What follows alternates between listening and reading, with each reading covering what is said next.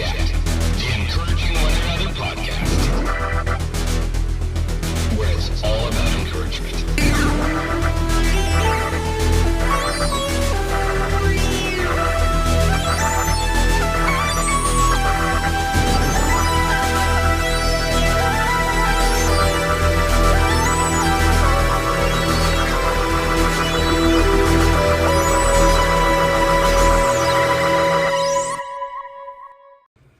I schedule amazing musicians each and every week, and upcoming I have an interview with Chris Jones. This is Chris Jones Band, See the Light. In the beginning there was darkness, a symbol of evil, mystery, and fear. God's own people, in order that you may proclaim the mighty acts of Him, who called you out of the darkness and into His marvelous light. Have you done some wrong? Now you want to do it right? My child, the Lord's child, ask and you shall see the light.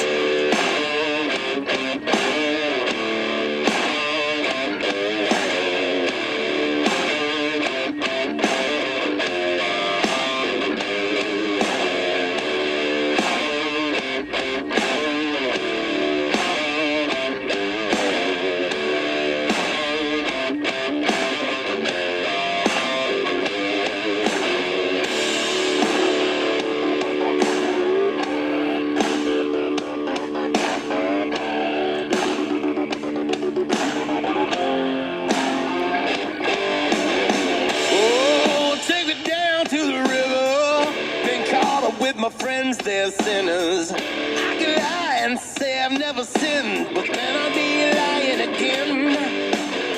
Oh, my breath as I lay my head back. The preacher hold is cause the sky is black. Lightning strikes like words are clear. It can't rain all year. Holy water's got my demons running wild. Trade redemption for this old devil child. Been waiting days, traveled all night. I see the dark, now I wanna see the light. I wanna see the light.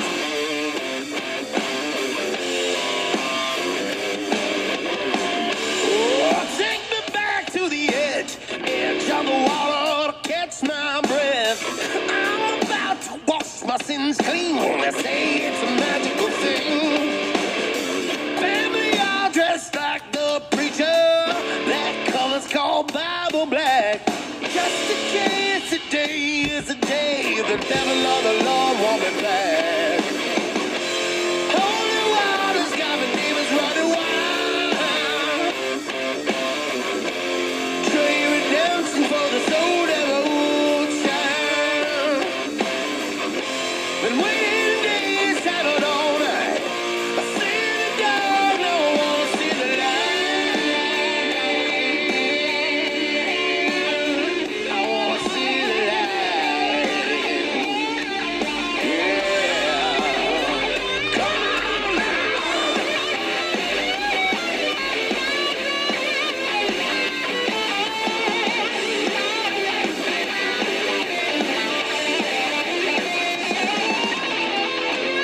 Holy water's got my demons running wild, yeah. Trade redemption for this old devil child.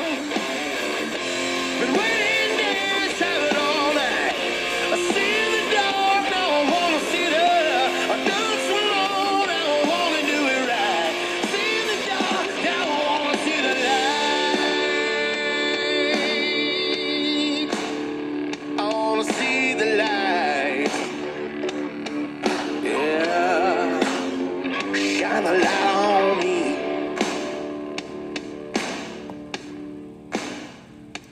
I probably should have warned you. Crank it up. That was Chris Jones Band, See the Light, and I got him on in about a week.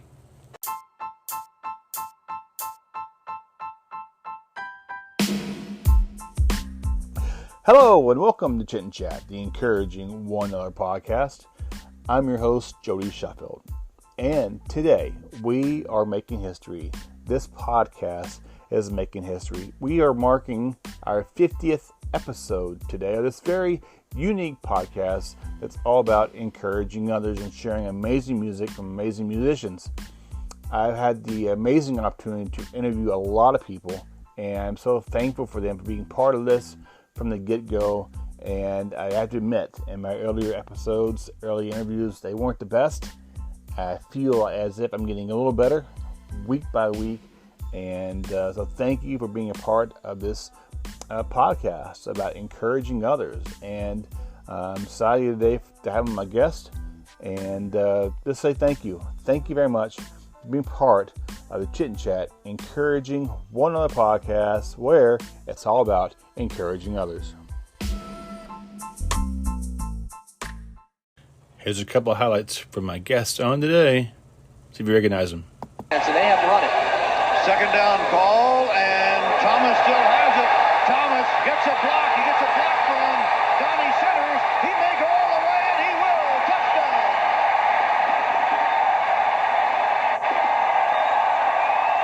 25-yard line of TCU. Thomas runs the option. Thomas sees some daylight, and he's headed for the end zone again. Arkansas has not been halted much yet. Thomas will score easily.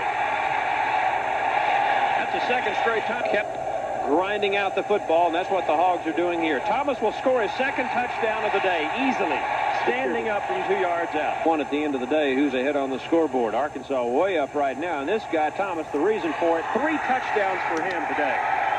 That one was easily done from 21 yards out, and the Mustangs aren't even coming close to stopping that option. During the 80s, I watched a lot of college football. Being in my home state of Arkansas, watching the Hogs every Saturday was kind of a religious thing. If you were watching the Hogs, you weren't a Razorback. Today, my guest was the quarterback for the Arkansas Razorbacks 1984 to 1988. He is a 4-year letterman, starting 3 of those 4 years. He had 4 consecutive bowl game appearances, 2 Liberty Bowls, Orange Bowl, and a Holiday Bowl. He has 35 victories under his belt, the most in Arkansas history. And he was the first African-American quarterback to start for the University of Arkansas. He is now the author of a book, No Doubting Thomas. Ladies and gentlemen, my guest is Mr. Greg Thomas. All right.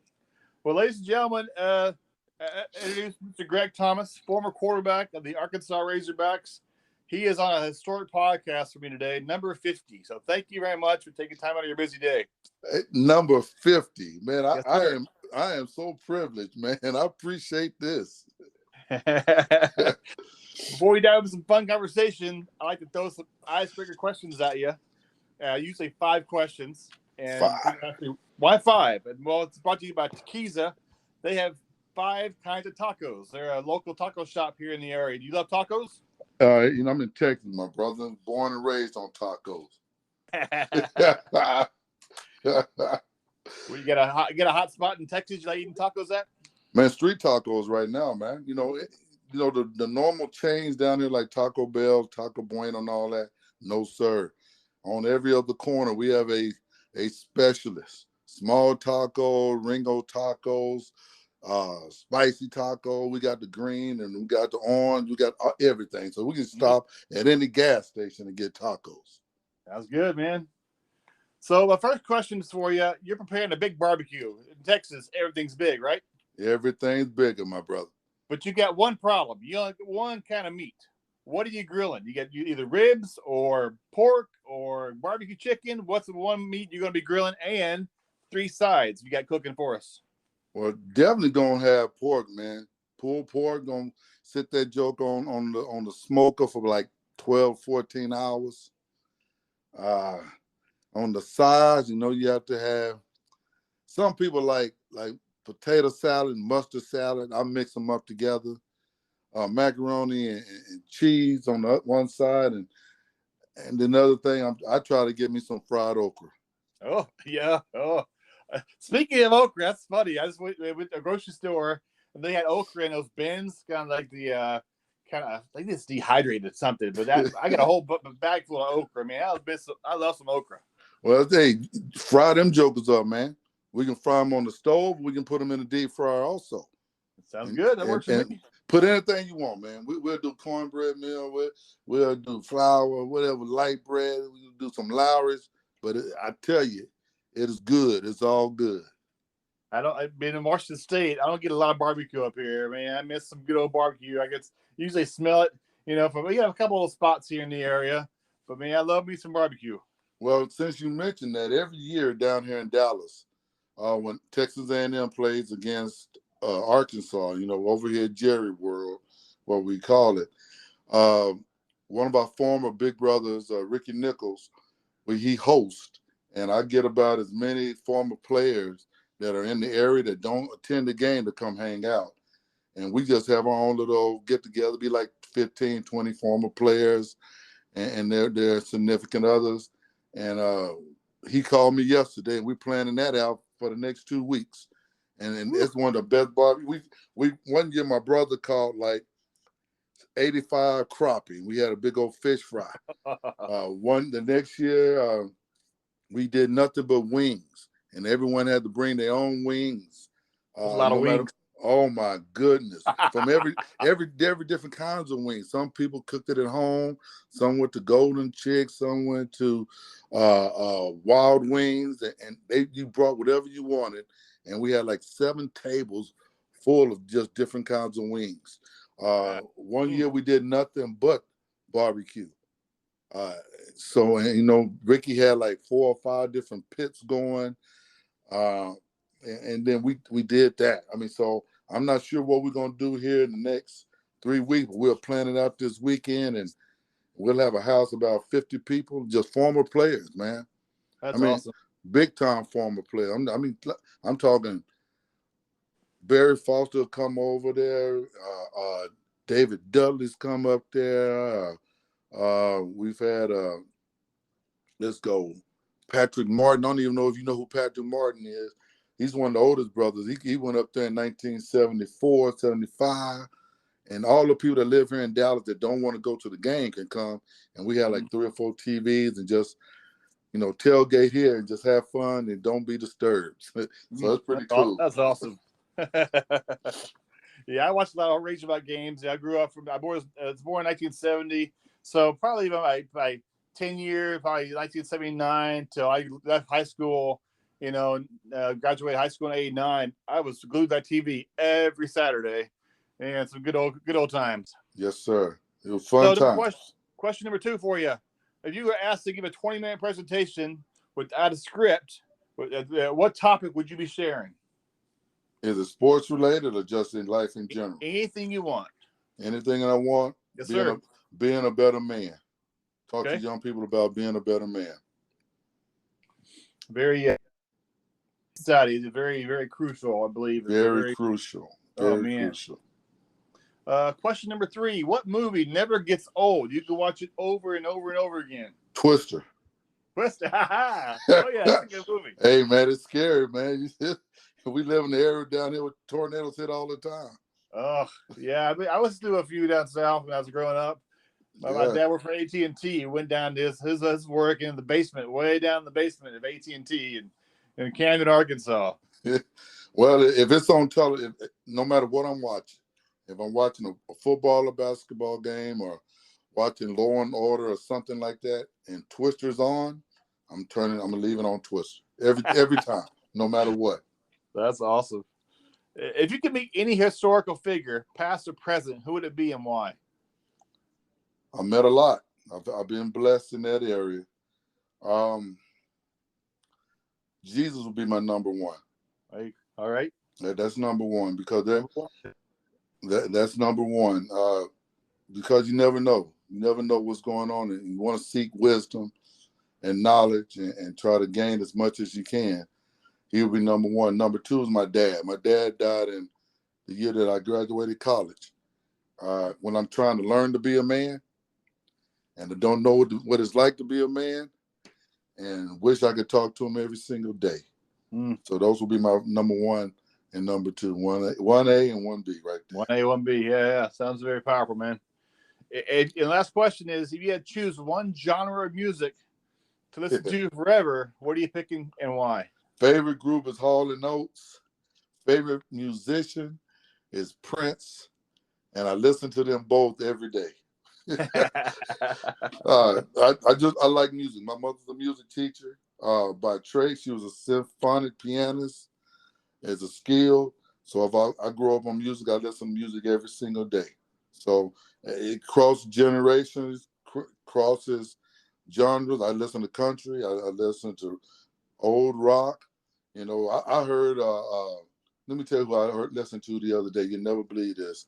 I'm driving down the street, you know, and you put it on XM radio, so you don't have not much break in your music, right? Mm-hmm. Yep. And I'm sitting up there, and I'm going from, you know, listening to who's that? I can go by channels more than I can do it by groups and genres. I'm listening to country, and Patsy Cline was on. Then, you know, you say, okay, I'm gonna change a little bit. Then I went over there and heard some Frank Sinatra over there. You know, he got his own station, right? But then turned that joker, man, and heard some blues. Ooh, nice. You know, and ain't nothing like listening to some old time blues, and people just don't understand how they all are the same thing. They're all saying the same thing with just a different beat, but it speaks to your soul. For my friends listening, could you give a little brief bio on who Greg Thomas is and what you've been doing these days? Well, brief bio. Greg Thomas, born and raised in San Angelo, Texas. That's west of Dallas, about 300 miles. My mom is from here in Dallas. I spent all my vacations as a youth here in Dallas, and I always wanted to move back. After graduating San Angelo Central, I signed for a football scholarship at the University of Arkansas to play quarterback. I could have gone anywhere else, but I wanted to play quarterback. And at that time, Lou Holtz was leaving, and Ken Hatfield came in. And he ran a style of offense similar to what I ran in high school. And I chose to play college football over playing baseball and college basketball. Mm-hmm. Was a 4-year letterman for the University of Arkansas, 3-year starter. Facts as it is, I was the first Black starting quarterback for the University of Arkansas in 1985. Currently, depending on who you want to talk to, I am still the winningest quarterback in Razorback history. After high school and then after college, I tried to play everything. Tried to play baseball, but I separated my shoulder my senior year pretty severely. Couldn't pass a physical, so I couldn't play football. And heck, probably nobody wanted me anyway. But so I just bounced around a little bit, played some semi-pro here and there, then went and played in Colorado. Shortly after that, moved back to Texas and began working in the drug and alcohol area. And since then, been with Plano Independent School District for the past 26 years as a counselor and basketball coach. That's awesome. I was reading a little bit. You know, most players remember their coaches. You and Coach Rex Schofield have stayed in touch for quite a while, right? And he mentioned in a conversation I saw, a book signing we'll talk about here in a second, favorite person in the world. That's a quote by Coach Schofield. Well, Coach Schofield, one of my favorite coaches and one of the best coaches. He is the only coach that told me that I couldn't play for him. And as the story goes, like I said, I was probably a better baseball player than I was basketball and football. You know, they talking about 5-tool. We didn't know what 5-tool was back in those days. But I played catcher, and we had a teammate of mine was an all-state catcher that was returning, and I wanted to play catcher. And he told me, Greg, I can't can't play your catcher when I have an all-state catcher in front of you, but you can help the team and play center field. But see, my ego got in the way, and I was like, Coach, I'm not playing center field. He said, okay, well, you can play every day if you play in right field, and from time to time I'll let you play somewhere else. I said, Coach, if I can't play catcher, I'm not going to play. And he's the only coach that ever turned around and looked at him and said, okay. He said, Greg, we're going to miss you. And that was it. Now, I went to every baseball game, but, my pride got in my way. I should have been a part of that team. That team ended up losing in the regionals, and I know I could have made a difference. But, when you're young, you do silly things, and sometimes you think a little bit more of yourself. And I wasn't at that particular time, at that particular position, right. I wasn't ready to see the entire team concept. So I missed out. Gotcha. But he's the only coach that did that. Was there someone who encouraged you to play sports? In terms of my parents and my community where I grew up, I mean, that was the lifeline. I grew up playing with the Boys and Girls Club. Okay. And so that's everything we learned. My brother was one of my first coaches, or he was my first coach. My father was a coach, and by that time he was the principal of the school. And everything we did was based around sports. You couldn't sit in the house. You had to be outside doing something. Yep, that's so true, man. And if you understand, outside in West Texas, man, it gets hotter than hell out there, my brother. And, and when birds don't fly and ants don't crawl, I mean, it's that kind of hot. And but you had to be outside. You couldn't sit in the house. It wasn't until like I was 9 or 11 or 12 when we first got the first Nintendo, So everything was outside. So you had to be organized. I was out playing basketball, riding bikes in the woods. Yes. Fishing. You name it. Yep, I'm with you there. It's all good. Well, I can fix that. That's no problem. That's all right. Now, what was the question you asked? So let's go back in time a little bit, a few years ago, back when you were recruited for Arkansas. How was that process? How would that all work out? Well, Arkansas was not even in the picture. I had visited every school here at that time in the Big 8 in the Southwest Conference. And then I had gone out to USC and didn't like the USC environment. And what happened was the last week of recruiting, I had already committed to Baylor earlier. And the last weekend of recruiting in February, they pulled a scholarship. And so on signing day, that next Tuesday, everyone's signing to go somewhere, and I was sitting in my house crying, literally crying, because I thought I missed out on the opportunity. But there was a better blessing in store. Went back to Oklahoma, talked to Oklahoma, went back talking to A&M, talking to LSU. And then out of nowhere, Arkansas comes in and flies me in on a Wednesday, and I'm there from Wednesday to Sunday, which was illegal, but we did it. And then just wanted to sign right there, and came back and signed the following Monday. So I signed like 7 days after all the other guys had signed. Okay. I was not aware that you were the first black quarterback to start for Arkansas. What did that mean to you at the time? Well, I was the first to start. The first to play, first one to be up there recruited was Martin Lamont. And Martin Lamont came out of Beaumont. And I watched him as a 7th and 8th grader. I watched him win the state championship down there. But after that, I didn't know that he went up to Arkansas and then was there for 18 months and came back. When I signed to go to Arkansas, teammates told me that I wasn't going to play quarterback long because the University of Arkansas never had one. Teammates told me that. Wow. And so I said, all right, you know how your ego gets. Let's get on the field and let's see. And things just worked out, man. I mean, it couldn't have worked out any better or differently than it did. Steve Atwater was in that quarterback class. Scott Saunders was in that quarterback class. We're all in the same recruiting class. McIntyre was in it. And, Atwater was too big, basically. He's 6'4", 200 pounds, and he was too big to play quarterback. And Saunders was a big boy also, both of them out of the St. Louis area. And I just happened to be a prototype size, quickness, etc. And it worked out. I had two seniors in front of me, Brad Taylor and Danny Nutt. And but it just is what it is.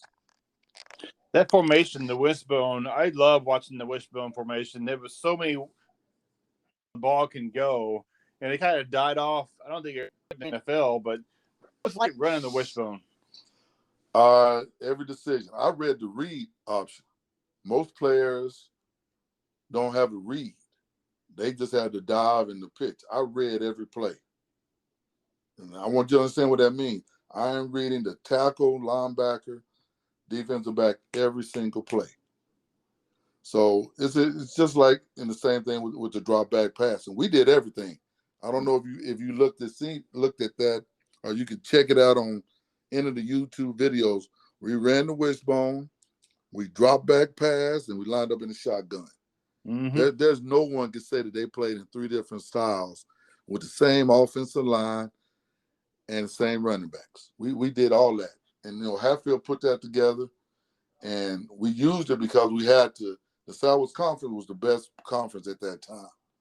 So you had to find innovative ways. You had the best coaching. We had the best players. We had the best history until we all messed it up. You know why? You know why that's gone, because it's the best conference that's been defunct. That's the best way I can say it. We all cheated, and it cheated enough that we lost a great tradition. Yeah, I miss that Southwest Conference, man, because you guys played Texas. Arkansas played Texas on my birthday around middle October, and just playing, the Raiders, Red Raiders, and the Horned Frogs, just all this Texas team. That was just fun watching that Southwest Conference. It was unbelievable. And if you grew up in Texas, you knew someone at every team. I mean, as a youth playing high school ball, it is your goal is to go play at Texas or Texas Tech or Texas A&M. I never dreamed that I was going to leave the state. I didn't want to leave the state. But at that time, the state was still closed to having, black quarterbacks. And so the opportunity came for me to go. And I said, heck, if I could still play quarterback, I'd do it. And that's what Hatfield told me. He said, you can go play this at that school, that position at this school. You come here, you can play quarterback for me. And I chose to do that. And you're an author now. Yes, sir. What was that like, writing your book, No Doubting Thomas? It was therapeutic. Honestly, I didn't throw anyone under the bus, but I just shared my story, and it had its bumps and bruises. It has way more highs than lows, but I just discussed that entire journey. And people say they want to write a book, and they never make themselves take the time to do it. And you expose yourself to so much, to criticism. Can he write? Is it literally readable and things of that nature? So you open yourself up to different things. And for me, it was as therapeutic as it could be. Because it makes you think about things that you try not to think. The bad things we never want to think about. You know what I'm saying? We want to think about the good things. What helped me, I wrote a lot of stuff down back then.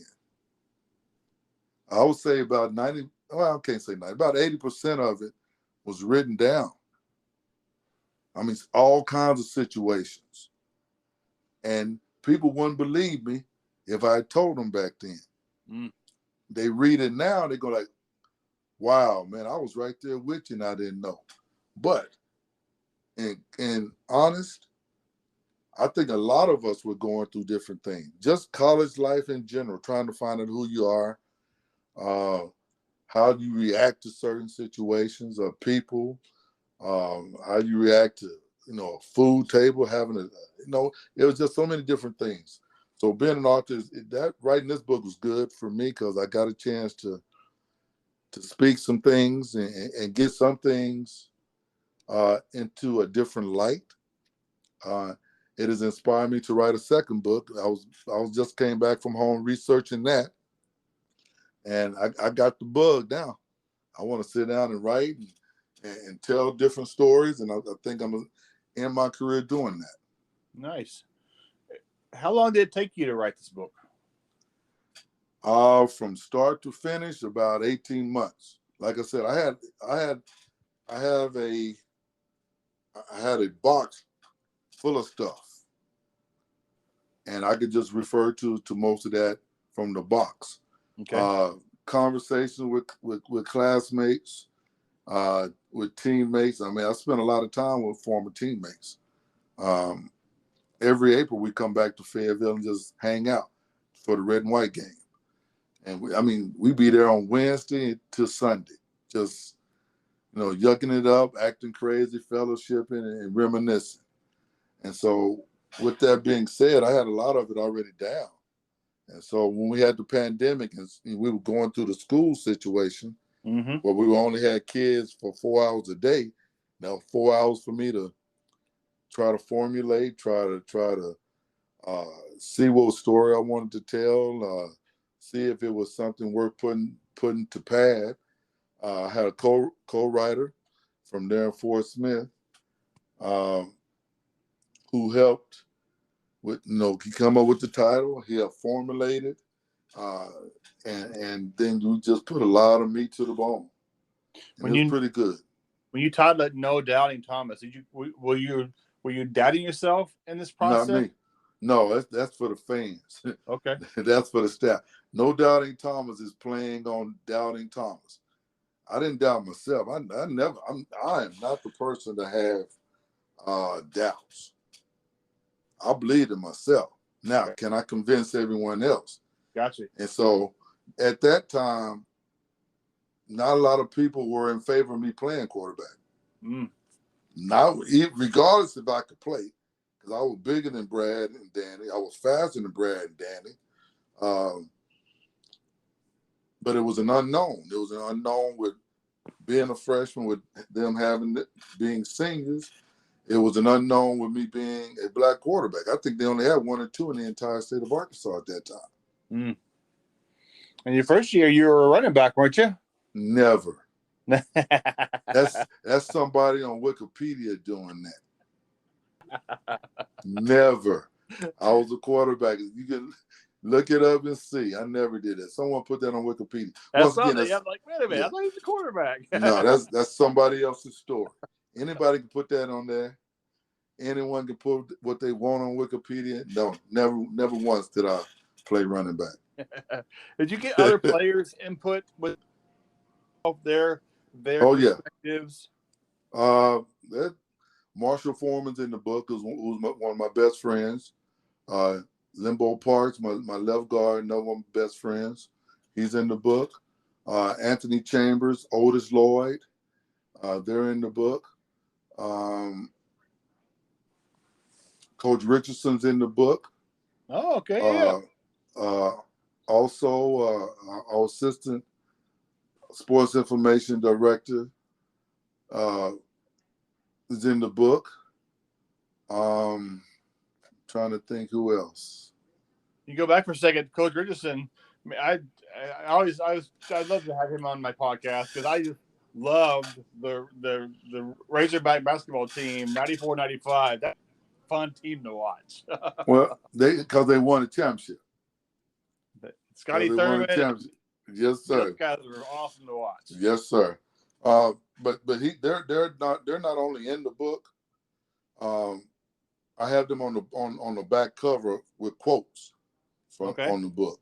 So what I didn't want to do was write the book and everyone said that's just his version of it. Right. And, we don't want to believe that didn't happen. Okay.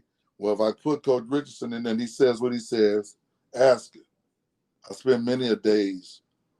Talk to him once every 3 or 4 or 5 months. We talk. Mr. Rogers, Bill Rogers, sports information director. Now I believe he's over up there, the Chamber of Commerce, I believe, up in Silent Springs. Not Silent Springs, it's Springdale. Talk to them, they'll tell you. When you talk to Otis Lloyd, or you talk to Marshall Foreman, you talk to Limbo Parks, you talk to Anthony Chambers, they were right there when a lot of stuff happened. They witnessed it.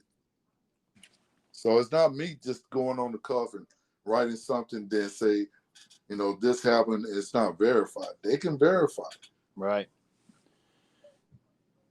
Never know how difficult it is to be a student athlete. How was that difficult for you? No, man. No. Being a student athlete is the coolest thing in the world. What was difficult is not making stupid decisions and being a student. I mean, the playing field is a safe haven. You know what I'm saying? I mean, yep. We're pretty much in control of that aspect of it, per se, playing, competing, etc. Being a young man away from home with not real supervision or supervision you're used to, following, that's hard. I mean, that's hard for any student. Mm-hmm. So going to class is easy. I come from an educated family. I am a fourth generation college educated young man. So if you understand what I'm saying there, in the 1900s, my parents and grandparents, they weren't supposed to know how to read. Mm. It was, we had the Jim Crow laws, and then we had not the same education, etc. I am a fourth generation college graduate. Wow. So college was easy for me. Going to school was easy. Not doing silly, stupid stuff. That was navigating through that and being a youngster and a little bit of fame and a little bit of recognition and trying to navigate that. That's the hard part for students. Right. Share about your podcast you do. Well, the podcast is with former teammates Limbo Parks and Wendell Jones. It came about as a thought process about 6 years ago of us just doing something acting crazy. You know what I'm saying?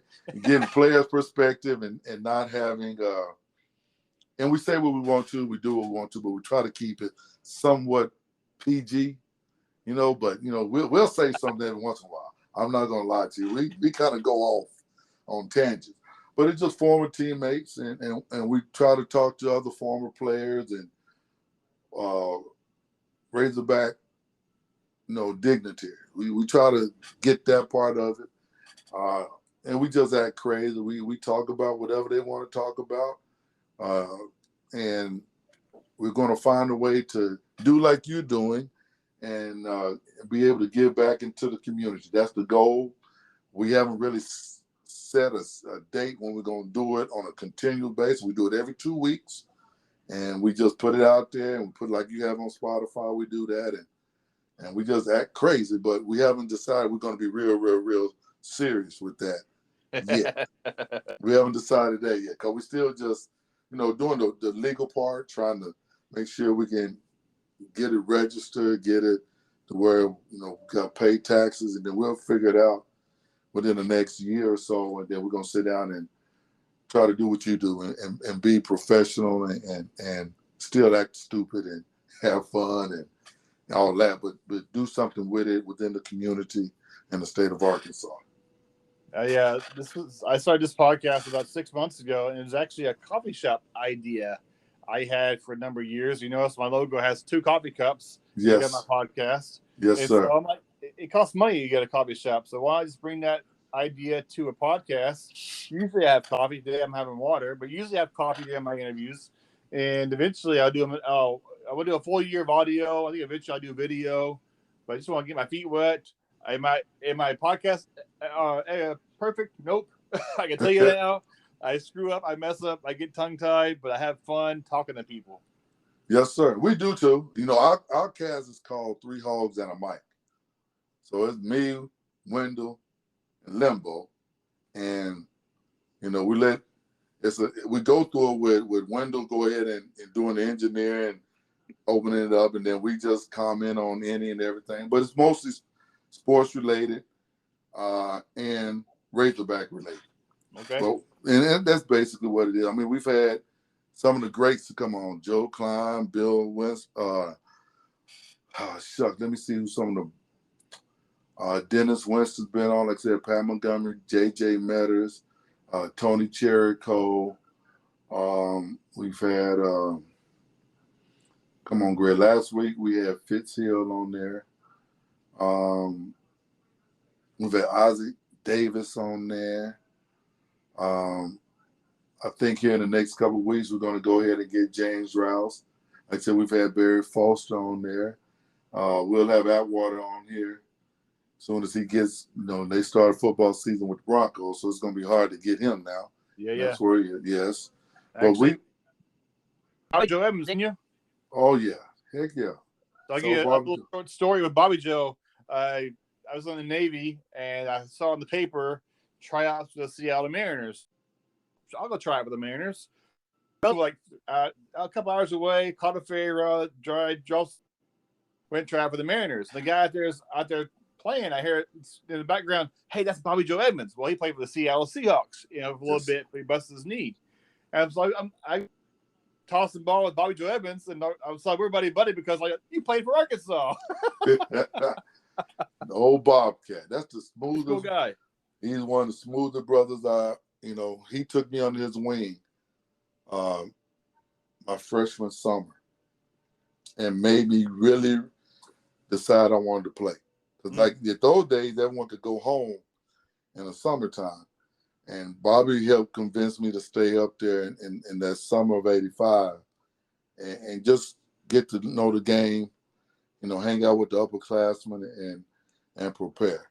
And, we also had the same major. We're both in communications. And so everything Bobby Joe was doing, I was trying to follow. And good and bad. Because that joker right there, he is a smooth. That joker scored a touchdown one game, went to the sideline. You know how the TV camera used to zoom in? Yep. He pulled a brush out and brushed his hair. I'm telling you, man. He was smooth. Look it up. He was just smooth.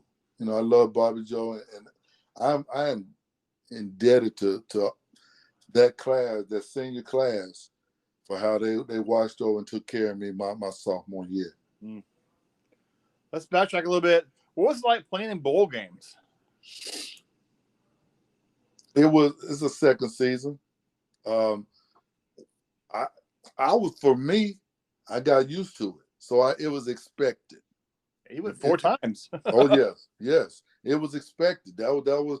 But I played on some great teams. We don't get the same recognition that we should, and some of that's because we didn't win that game. You know what I'm saying? Yep. But in terms of the culmination of what we did, we went to 4 consecutive bowl games. And there's only been, I think, 2 or 3 classes in the history of Arkansas that's ever done that. Yeah. And we just didn't win those bowl games, but dadgummit, we represented. Let's just say that. A whole bunch of teams were sitting at home when we were playing. And in those days, you didn't have 50 bowl games.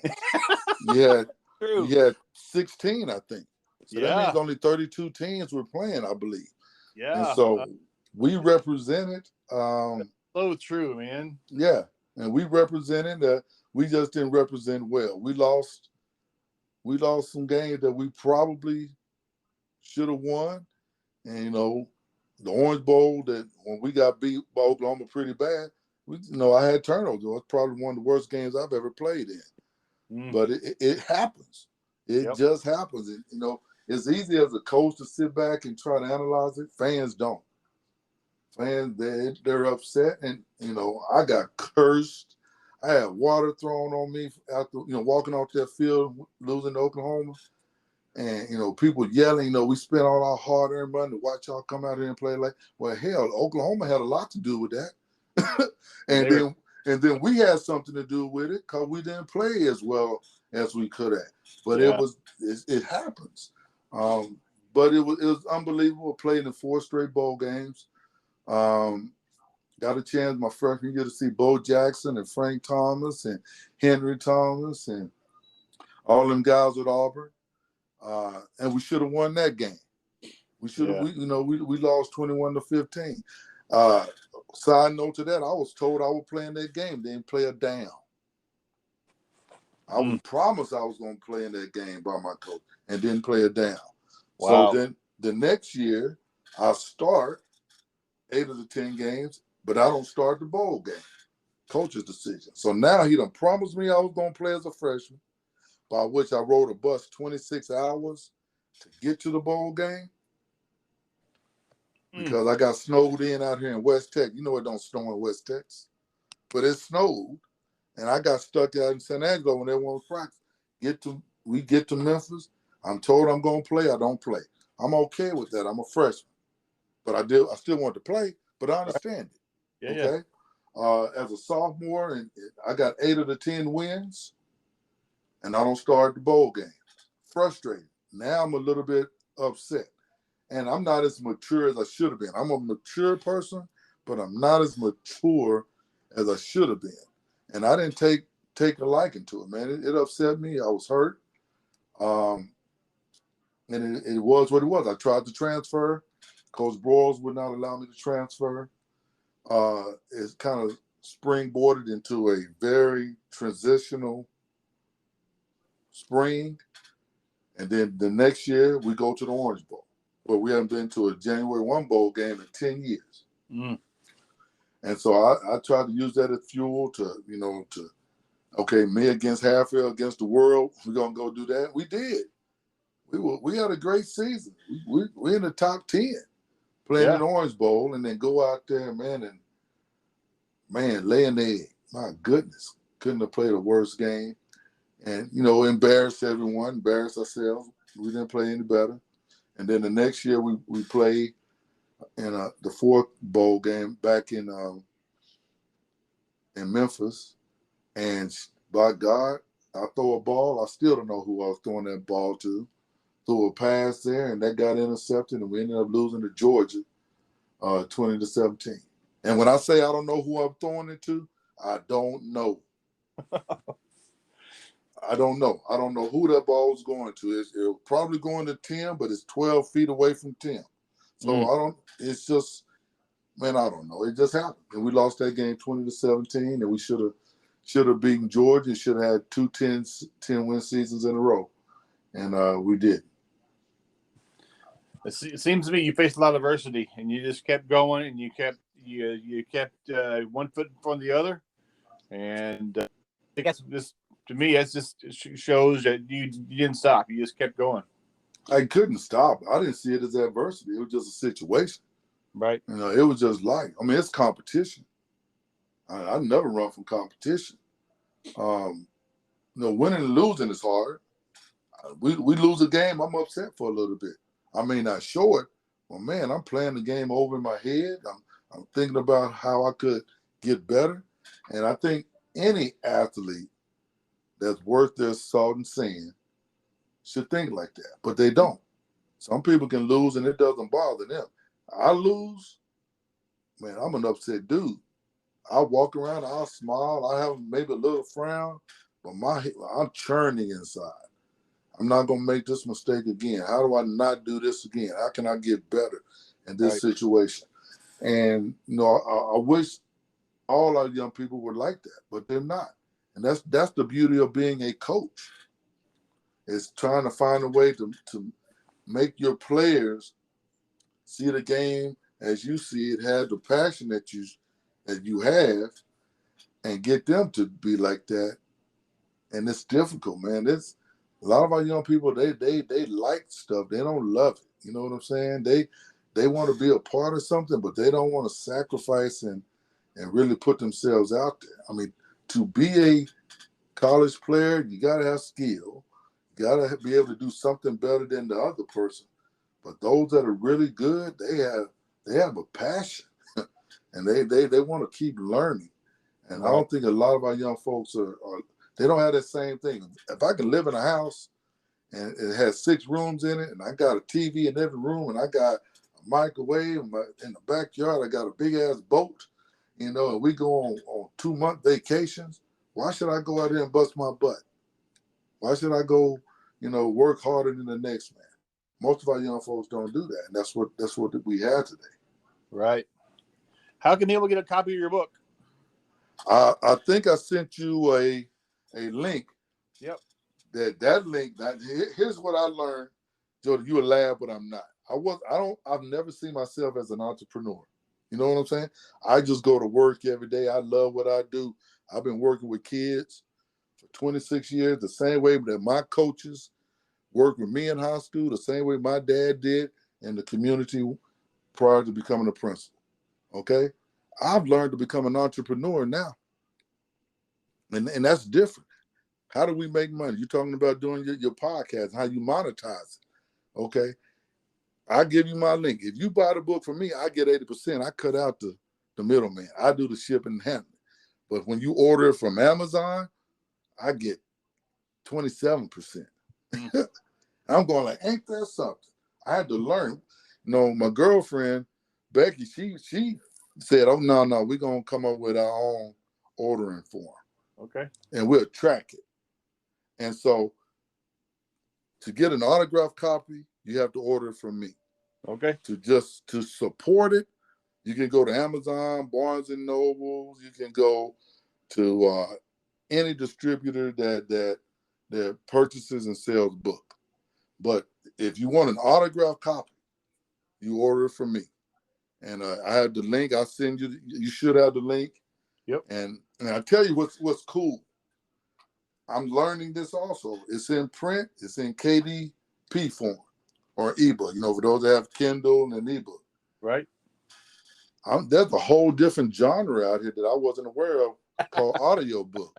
You know what I'm saying? Yeah, yeah. I read, man. My mother made me read. I am an avid reader. I read books all the time. You come in my house, you see books all over my house, all different kinds of books. The younger generation, they don't read. Yeah. They audio book. They listen. You know, they get in their car and they drive and boom, they download. Well, that's another arena that I'm about to get into. That's awesome. Yes, sir. Did you say you're coaching, right? Been 20 years coaching high school basketball. How do you encourage kids in sports, you know, when you're losing or when you're going through adversity? How do you encourage your kids? Sometimes it's just the way you carry yourself. Verbally, you can encourage them, but they got to believe that you believe in what they believe in. If I can say it in a nutshell, they got to see you mimicking and they have to see you walk that talk the talk, but they got to be hugged every once in a while. They have to have a relationship.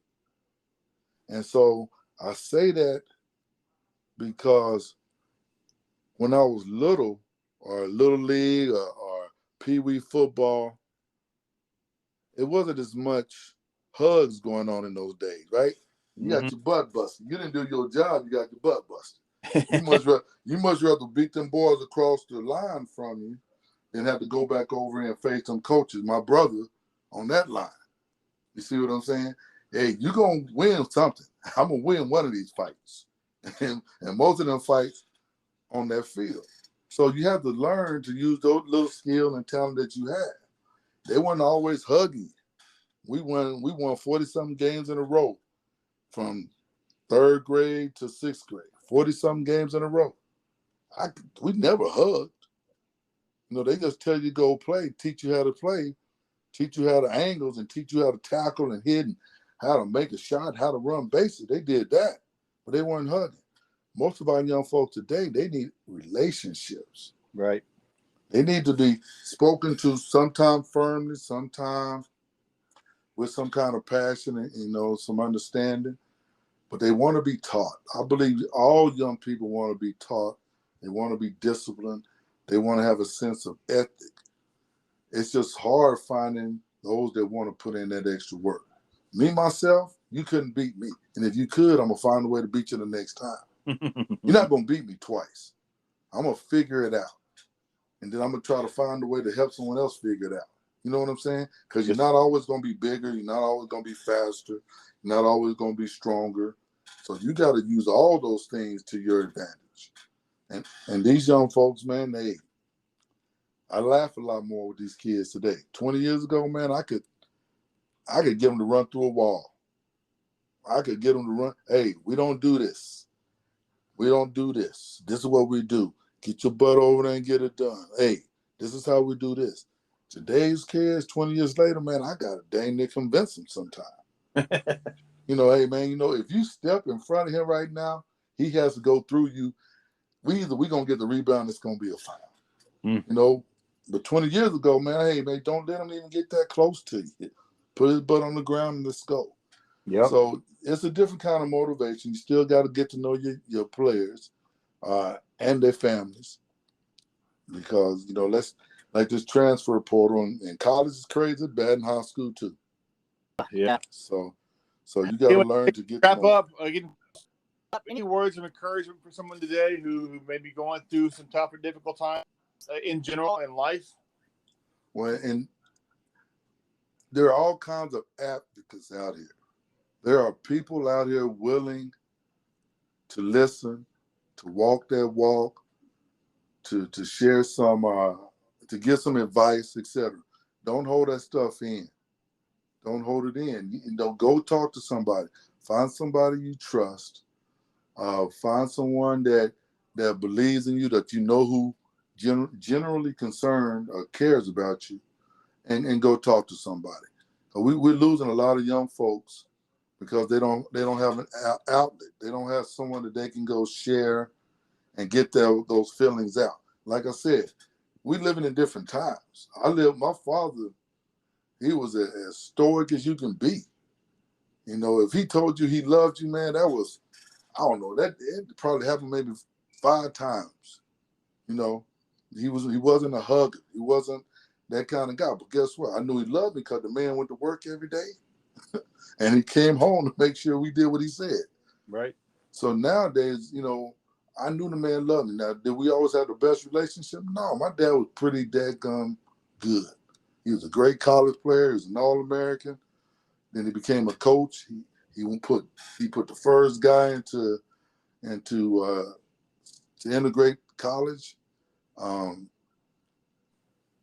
learned a lot from my dad, but he wasn't that kind of. He was a community dad as well. And so when you're a pillar of the community, that's a pretty big act to follow. And I tried to follow and emulate him, and the things he did good, man, I tried to champion that. Things that he did that I didn't like, I tried to discard it. It didn't always work because I am my father's son. Right. But the footsteps and the foundation that he laid out, man, I was so blessed to have him as a father and a role model. And no, I couldn't have a better dad. I had a young, and we grew up in Camden, Arkansas. Population about 15,000. And my brother and I were doing, out and about. Like, hey, you're Rudy's kid, aren't you? Yes, sir. Everyone, if we did something stupid, my dad would find out. Yes, sir. Yeah. Yeah. And I was known for that. I don't know if you were, but I bucked all kind of leadership, because you said walk that line. That didn't mean I was going to always walk that line. You know what I'm saying?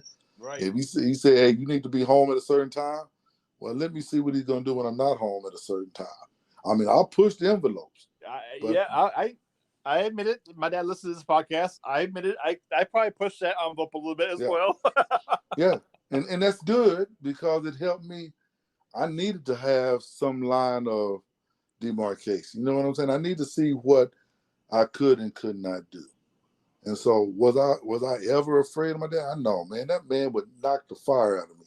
He had the biggest hands I've ever seen in my life. He really had Dr. J hands. All right? You didn't want them hands on you.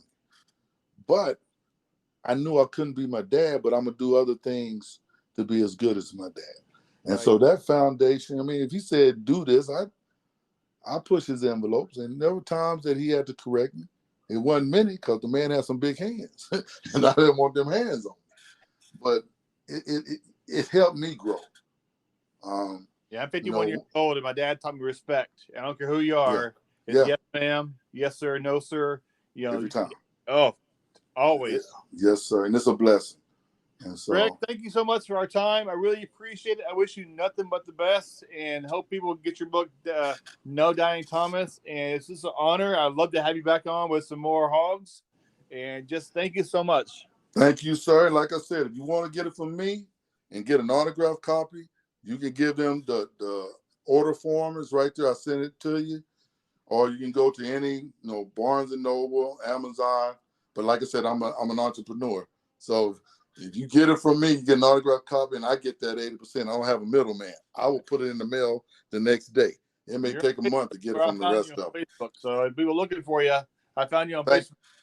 Yes, sir. Hey, I appreciate the opportunity. Thank you. Let me know if there's anything I can do for you. You can always come. We may have you come on ours just to share what you're doing up there in that part of the country, and because you're a hog. It ain't nothing like being a hog, man. That's the greatest thing in the world.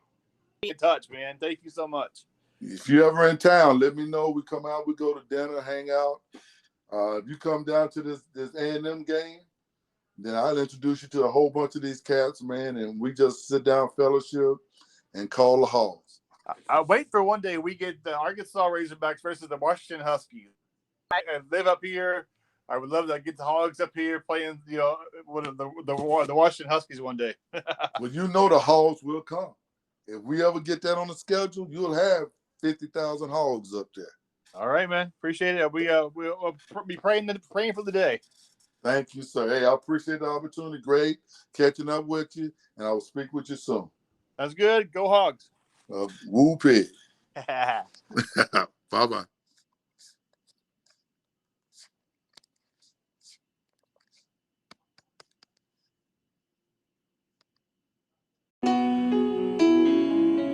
Just a daily encouraging quote. Nothing is impossible. The word itself says, I'm possible. Aubrey Hepburn.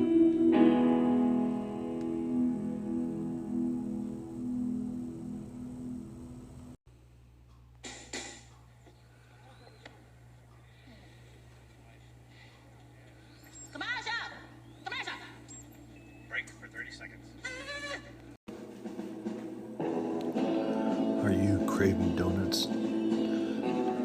Not those pre-packaged, been sitting on the shelf for who knows how long at your local grocery store donuts.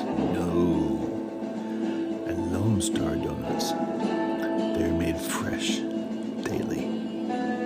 These donuts are not your normal one-bite-and-done donuts. No, sir.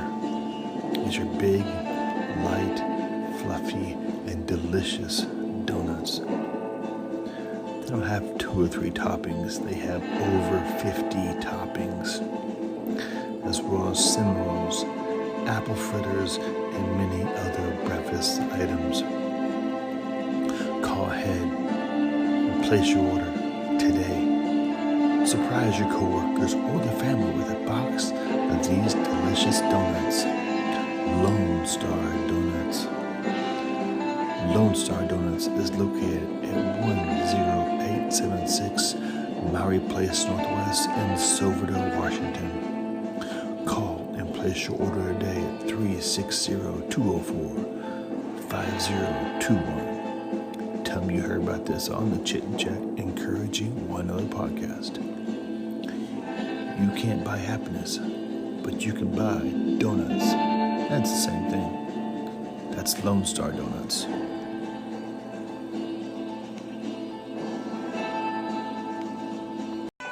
Hungry? Craving tacos? If it's Tuesday or not, you gotta have tacos, right? Tequiza, tacoshop.com. They're located at the Kitsap Mall. They have tacos, and more tacos, and chimichangas, and burritos, and taco salads. You get it. They have amazing food, as well as beans and salsa and grilled jalapenos, my favorite. Their food's authentic, made fresh, and they're locally owned and operated.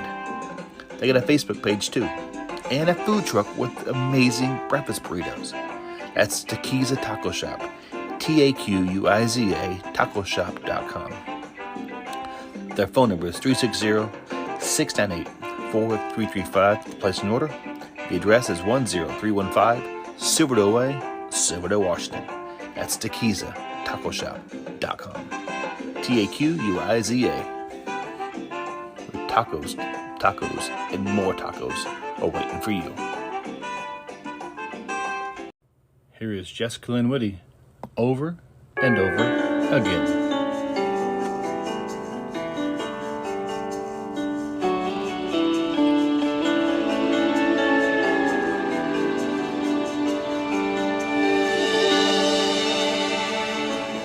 It doesn't matter how long it's been.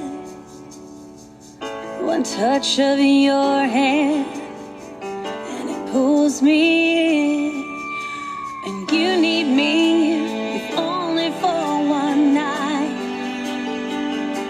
And I fall over and over again.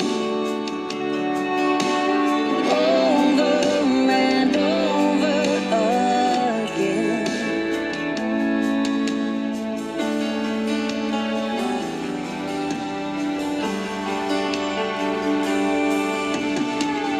A knock on my door in the middle of the night. First ring of your phone call, and you're back in my life. Why do you play with my heart? Well, I fall over and over again. Over and over again. You should have seen me getting over you when you walked out. You said I'd always be your fool. I guess it's true.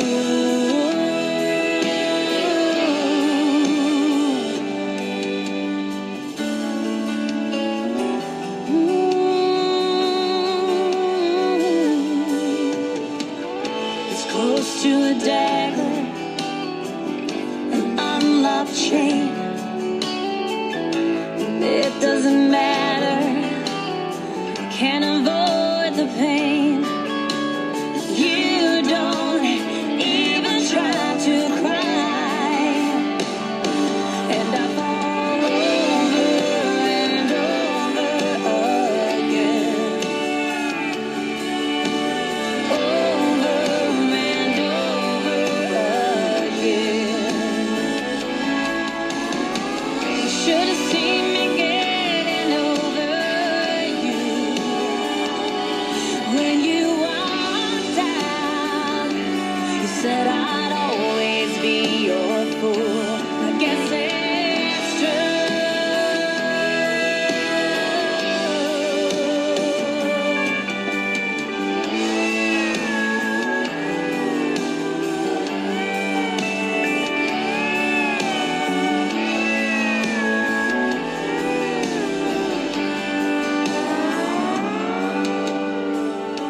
Good at pretending everything's okay.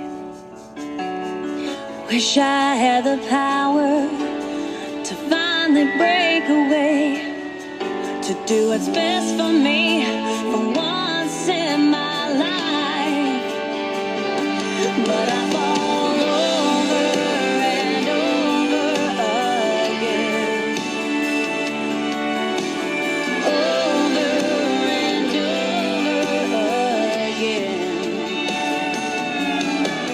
Over and over. Over and over. Over and over again.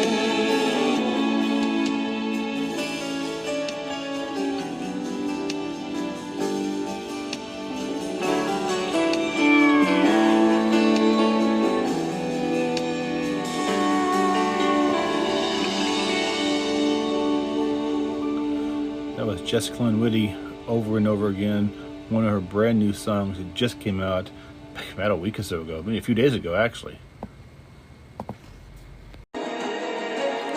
This is Chit and Chat, the encouraging One Other podcast.